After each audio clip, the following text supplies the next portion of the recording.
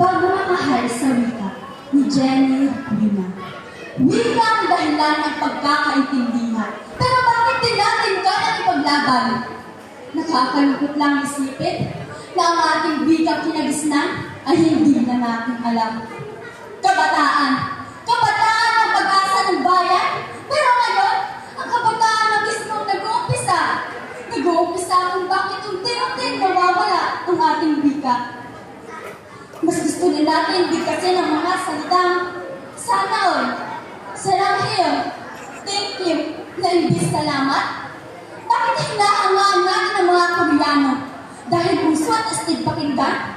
Hindi ba natin alam na mas maganda pakinggan ang ating wikang kinagisnan? Bakit mas gusto natin ang wikang Ingles?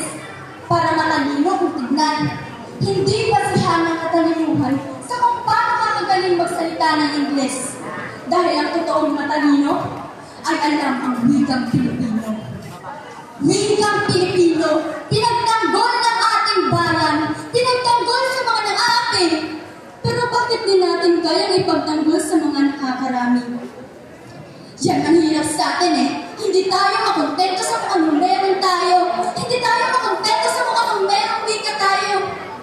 Paano natin masasabing wika natin to? Eh kung tayo mismo gumagawa ng paraan para mawala na ito.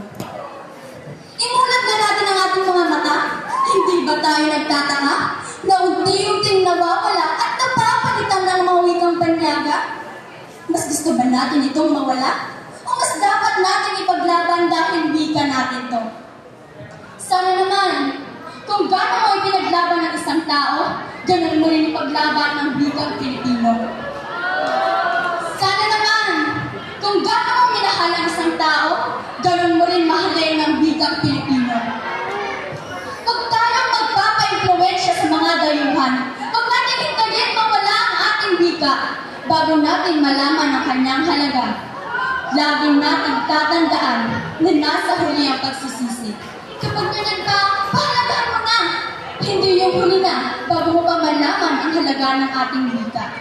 Wikang Pilipino, sama-sama natin gamitin upang umunlad, mabuo ang bansa natin. Ako, si Precious Eunice Nantin, mula sa Ikawalong Kaitang.